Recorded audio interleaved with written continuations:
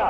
Mari kita berjalan terus dengan alat antara lain alat persatuan Indonesia. Satu bahasa, satu darah air, satu bangsa Indonesia.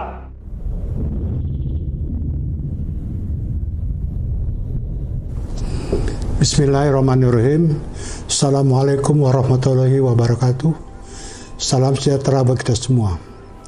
Hadirin yang budian, puji syukur kita panjatkan kehadirat Tuhan Yang Maha Kuasa dalam suasana kehidupan bangsa yang masih belum sepenuhnya pulih dari cengkeraman COVID-19. Pada hari ini, tepat pada momen historis peringatan Sumpah Pemuda, kita masih diberi kesempatan hidup untuk turut memberikan sumbangsi bagi kebaikan kemajuan bangsa melalui Kongres Kebangsaan. Kongres ini digagas oleh kaum cendekiawan dari berbagai lintas profesi dan institusi, bekerja sama dengan masyarakat politik dan golongan usaha yang merasa terpanggil menjadikan krisis pandemi sebagai titik balik, semangat gotong royong untuk kebangkitan bangsa. Sejarah kemanusiaan universal memberi pelajaran berharga bahwa krisis dan katastrofi itu senantiasa berwajah ganda. Di balik kegelapan dan penderitaan ada yang ditimbulkan, krisis juga bisa menunjukkan cahaya kesejahteraan dan kekuatan umat manusia. Kata krisis sendiri berasal dari bahasa Yunani, krisis kata kerja atau krino kata kerjanya, yang berarti menarik batas atau titik balik. Dalam momen gelap bahaya katastrofi, selalu ada cerah peluang untuk menarik garis batas antara kejahilian dan keberadaban sebagai titik balik untuk menyehatkan dan memajukan kehidupan.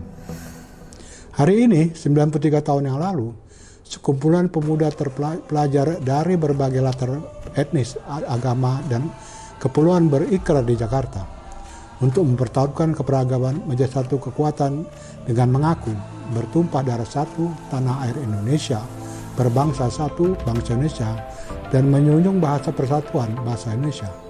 Sumpah ini pun harus dilihat sebagai momen dari rangkaian respon kaum intelektual sadar politik terhadap krisis sosial ekonomi politik di Hindia Belanda pada masa itu.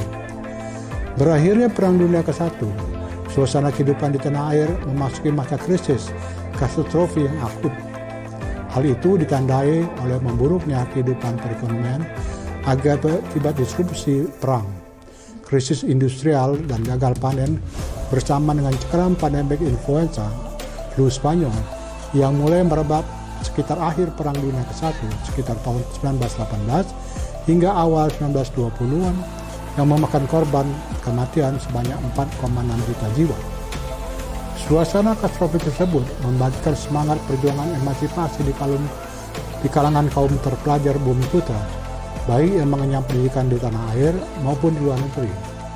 Meningkatnya kesadaran politik emansipatif di kalangan terpelajar itu bagi pemerintah kolonial Belanda dilihat sebagai penambahan beban kesulitan ekonomi yang harus ditumpas dengan rejim keamanan yang lebih represif. Aksi reaksi dari dinamika itulah yang memperkuat solidaritas kaum terjajah yang membakar semangat persatuan kebangsaan yang pada gilirannya membuka jalan bagi kemerdekaan Indonesia. Bila kaum terpelajar sebagai minoritas kreatif pada masa kolonial mampu bangkit merespon tantangan zamannya, lantas apa respon kaum terpelajar dan penggiat ekonomi politik saat ini menghadapi krisis kehidupan kebangsaan dan kenegaraan yang muncul bersamaan dengan pandemi COVID-19?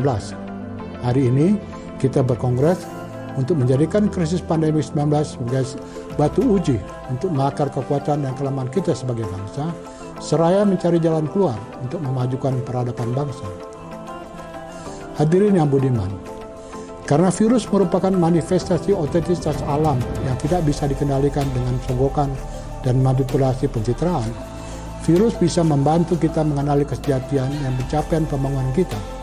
Seberapa kuat ketahanan nasional kita, seberapa tinggi mutu peradaban kita, seberapa dalam kebudayaan nilai Pancasila kita.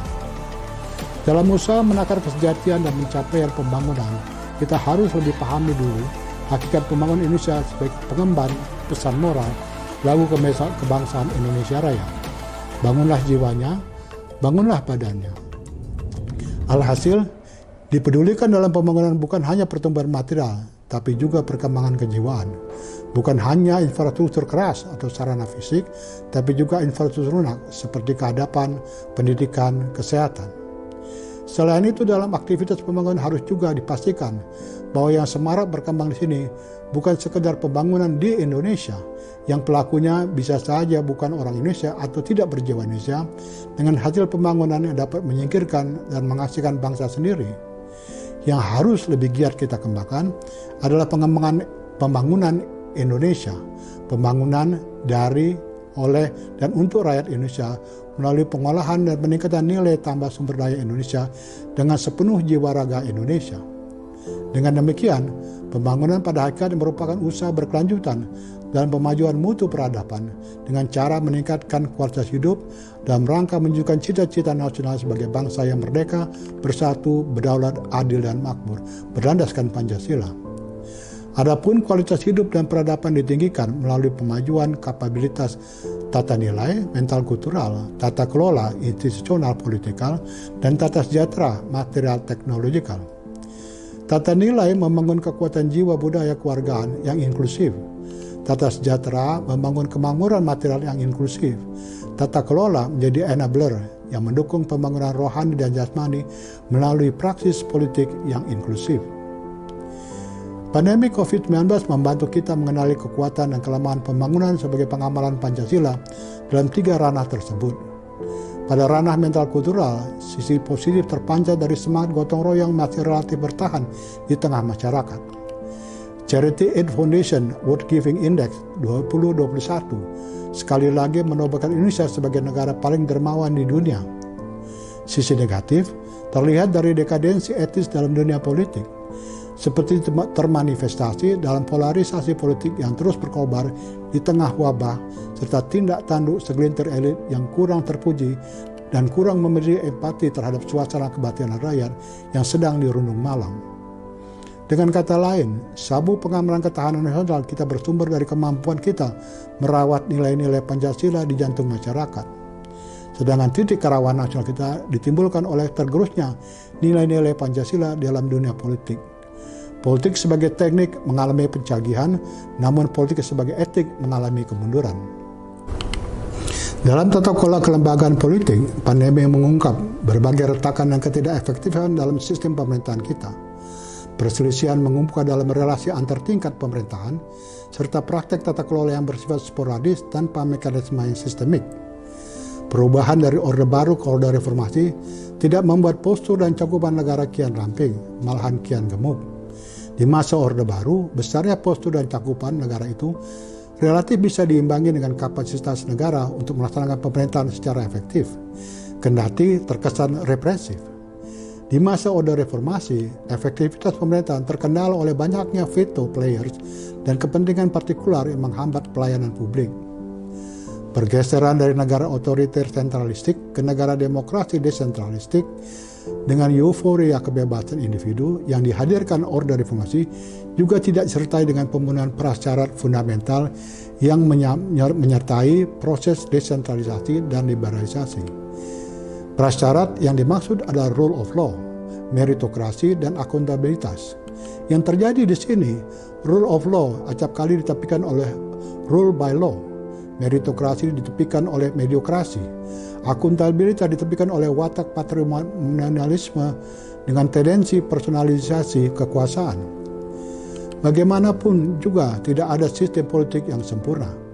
Maka, 2 patokan perlu diperhatikan untuk tata kelola yang baik. Pertama, gerak progres itu memerlukan dukungan stabilitas. Untuk itu, perubahan yang dilakukan jangan sampai menerobos semua tiang tradisi. Kita bisa belajar dari pengalaman gerak perubahan di negara-negara demokrasi mapan seperti Amerika Serikat yang memperlihatkan perubahan-perubahan yang terjadi tidak sampai merubah struktur dasar konstitusi, dan untuk itu perubahan konstitusi ditempuh dengan secara adendum. Kedua, gerak progres juga memerlukan usaha penyesuaian secara terus-menerus seiring dengan perkembangan zaman.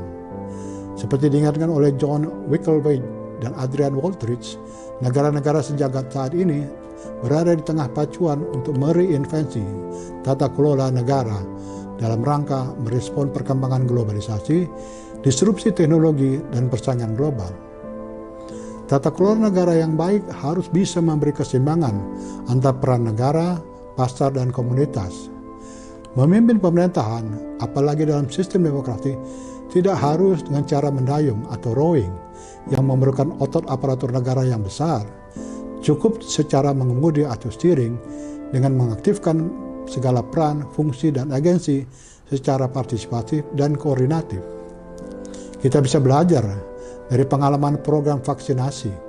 Pada saat program tersebut terlalu memusat pada otoritas negara, kurang melibatkan peran komunitas dan dunia usaha, program vaksinasi berjalan lamban. Baru kemudian, setelah berbagai kalangan dilibatkan, program vaksinasi berjalan lebih efektif. Dalam tata sejahtera, pandemi mengungkap kelemahan negara kita setidaknya dalam dua hal. Pertama, kesenjangan yang makin melebar karena pengabaian sip keadilan dalam distribusi harta, kesempatan, dan privilege sosial. Padahal, seperti diingatkan oleh Richard Wilkinson dan Kate Pickett, ketidakadilan, kesenjangan yang lebar bukan hanya buruk bagi yang miskin, tapi juga berbahaya bagi yang kaya. Kesenjangan lebar bisa memicu polarisasi sosial, kecemburuan, dan prasangka, memudarkan rasa saling percaya yang pada ujungnya membawa risiko kemunduran kesehatan fisik dan mental, bahkan bisa merembet pada peluluhan capaian pembangunan secara keseluruhan. Kedua, Indonesia dengan potensi sumber daya alam yang berlimpah justru tak mampu memenuhi kebutuhan dasarnya seperti pangan dan obat-obatan secara berdaulat. Paradigma ekonomi lama dengan prinsip asal bisa mengimpor dengan murah harus diakhiri. Terperangkap dalam prinsip itu membuat kita kehilangan wahana peningkatan kapasitas belajar untuk mengolah dan mengembangkan nilai tambah pada potensi sumber daya kita. Tanpa usaha menanam dan produksi sendiri dengan penguasaan teknologi sendiri, kita akan terus mengalami ketergantungan dan defisit neraca perdagangan. Tak dapat mengembangkan kemakmuran secara luas dan inklusif. Hadirin yang budiman, dengan gambaran seperti itu, krisis pandemi bisa menjadi titik balik dalam mengupayakan pembangunan kualitas hidup dan peradaban sebagai pengamalan Pancasila. Bahwa keampuhan Pancasila sebagai ideologi menuntut menjadi working ideologi atau ideologi kerja dalam rangka praksis pembangunan. Dengan kata lain, ideologi Pancasila itu harus menjadi kerangka paradigmatik dalam pembangunan nasional yang dibudayakan dalam 3 ranah peradaban. Ranah nilai budaya atau mental spiritual karakter dalam rangka tata nilai, ranah kelembagaan sosial politik dalam kerangka tata kelola, governance, ranah material teknologi dalam kerangka tata sejahtera. Bersama dengan itu, pendekatan dalam mengupayakan pembudayaan Pancasila dalam 3 ranah itu pun harus sejalan dengan nilai-nilai Pancasila yang tercermin dalam semangat gotong royong. Dengan kata lain, pendekatannya tidak boleh dikembangkan secara vertikal dengan dimonopoli oleh negara, tetapi harus dikembangkan secara horizontal dengan melibatkan peran komunitas dan pasar atau dunia usaha. Pembudayaan tata nilai diarahkan untuk mengembangkan kepribadian nasional dengan budaya kewargaan yang inklusif. Sebagai nilai inti moral publik, Pancasila bukan sebatas bahan hafalan, melainkan nilai hidup yang harus dialami, dijalani dengan penuh integritas, dengan menjaga konsistensi antara pikiran, perkataan, sikap, dan perbuatan, antara keyakinan, pengetahuan, kebijakan, dan tindakan. Karena pembangunan nilai ini harus dibudayakan sejak dini, bahkan sejak buayan, di ruang privat, komunitas, dan publik, dijaga siang dan malam, dan secara berkelanjutan. Maka ada keterbatasan negara sebagai agen pembudayaan nilai. Oleh karena itu, agen sosial yang paling berkompeten untuk mengemban usaha urusan tata nilai ini adalah komunitas. Nilai-nilai Pancasila yang semula digali dari nilai-nilai yang hidup tumbuh di berbagai komunitas tanah air sudah sepantasnya dikembalikan ke komunitas sebagai perawat utamanya. Ada beberapa komunitas inti pembudayaan nilai Pancasila, komunitas sekolah, komunitas agama, komunitas pemukiman, komunitas kerja, komunitas media, komunitas minat bakat, komunitas orpol dan ormas, serta komunitas adat. Setiap komunitas tersebut memiliki titik tekan dan pendekatan tersendiri dalam membudayakan nilai Pancasila. Namun, secara keseluruhan, membentuk rantai nilai Pancasila secara holistik dan integral. Dengan dikembalikan ke komunitas, lembaga-lembaga negara, kecuali lembaga-lembaga pendidikan negara, ketimbang sibuk mengurusi sosialisasi Pancasila kepada masyarakat sebagai pemborosan sumber daya yang tidak efektif, lebih baik mengurusi pembudayaan nilai di lingkungan komunitas kerjanya sendiri, yaitu bagi penyelenggara negara dan jaringan kader kepemimpinan politik. Alhasil, sebelum mempancasilakan masyarakat, penyelenggara negara harus terlebih dahulu mempancasilakan dirinya sendiri. Adapun lembaga-lembaga negara dengan tugas pembinaan nilai Pancasila, dalam menjalankan tugasnya harus bekerja sama dengan komunitas sesuai dengan kelompok sasaran. Tugas paling penting yang bisa dikerjakan dalam lembaga negara tersebut adalah sejalan dengan fungsi negara untuk menghormati, melindungi, memfasilitasi, dan memenuhi peran-peran individu dan komunitas dengan membuat pedoman dasar, kerangka regulasi, kode perilaku, fasilitasi pengukuran, dan monitoring agar pembudayaan nilai yang dilakukan berbagai komunitas tadi memiliki irisan yang persamaan, koherensi, dan jaminan mutu, sehingga secara serempak bisa memenuhi sasaran dan tujuan yang dikehendaki. Pembudayaan tata kelola diarahkan untuk mengembangkan kehidupan politik yang inklusif dengan mewujudkan negara hukum dalam sistem kekeluargaan atau gotong royong yang mengintegrasikan kekuatan nasional melalui mekanisme demokrasi yang bercita kerakyatan, cita permusyawaratan, dan cita hikmah kebijaksanaan dalam satu rancang bangun institusi-institusi demokrasi yang dapat memperkuat persatuan, negara persatuan, dan keadilan sosial, negara kesejahteraan. Agen utama dalam urusan tata kelola ini adalah para penyelenggara negara dan kepemimpinan politik. Adapun prioritas rejim politik kebijakan tersebut adalah menata ulang sistem demokrasi dan pemerintahan dalam rangka memperkuat persatuan nasional dan keadilan sosial. Untuk itu, berbagai desain institusi demokrasi dan pemerintahan harus ditinjau ulang. Praktek politik tidak dibiarkan sekedar perjuangan kuasa demi kuasa, namun harus mengemban substansi politik dalam rangka menghadirkan berbagai kebijakan yang andal demi memenuhi visi dan visi negara. Kebijakan politik harus merespon tantangan perbaikan tata kelola mental kultural, tata nilai, tata kelola sumber daya material atau tata sejahtera, serta tata kelola demokrasi dan pemerintahan. Pembangunan tata sejahtera diarahkan untuk mengembangkan kemakmuran yang inklusif dengan mengupayakan perekonomian merdeka berlandaskan usaha tolong-menolong atau semangat kooperatif, disertai penguasaan negara atas karunia kekayaan bersama, serta atas cabang-cabang produksi yang penting yang menguasai hajat hidup orang banyak, seraya memberi nilai tambah atas karunia yang terberikan dengan input pengetahuan dan teknologi. Pemangku utama dalam urusan tata sejarah ini adalah dunia usaha dan rejim perekonomian, dengan prioritas utamanya mengembangkan perekonomian berbasis semangat tolong-menolong atau kooperatif. Dengan semangat itu, politik anggaran harus lebih berorientasi pada kesejahteraan umum. Kemampuan negara untuk mengelola, menguasai, dan mengelola kekayaan bersama, serta cabang-cabang produksi yang penting yang menguasai hajat hidup orang banyak harus disehatkan. Mata rantai produksi dari hulu hilir jangan sampai terkonsentrasi pada satu tangan. Kemakmuran dan pemerataan ekonomi bisa didorong melalui pengembangan kewirausahaan yang dibekali dengan penguasaan inovasi teknologi, dengan memprioritaskan pengembangan teknologi berbasis potensi dan karakteristik atau kondisi keindonesiaan. Untuk itu, aktivitas riset dan inovasi sebaiknya tidak hanya mengandalkan push factor dari lembaga riset negara dan perguruan tinggi, melainkan juga harus menjadi bagian integral dari dunia usaha. Hadirin yang budiman, demikianlah pokok-pokok dari pikiran paradigma Pancasila untuk meningkatkan kualitas hidup dan memperadabkan bangsa. Setelah lebih dari 7 dekade Pancasila ditasbihkan sebagai dasar atau filsafat negara, pandangan dunia, norma dasar, ideologi negara, dan kepribadian bangsa Indonesia, masih terdapat jurang yang lebar antara idealitas Pancasila dengan realitas kehidupan kebangsaan dan kenegaraan. Melalui Kongres Kebangsaan ini kita bertekad untuk mengintegrasikan kekuatan, merespon tantangan zaman dengan memudayakan Pancasila dalam 3 ranah kehidupan dan peradaban. Ini memang bukan tugas yang mudah, tapi pengalaman ke Indonesia memberi pelajaran selama kita punya harapan dan bersedia menebusnya dengan kerja keras, kerja cerdas, dan kerja ikhlas, Semesta mempunyai cara sendiri untuk membuka pintu-pintu berkah dari langit dan bumi. Dengan semangat kebersamaan dalam perbedaan, kekuatan energi positif bisa mengatasi kelemahan dan keputusasaan.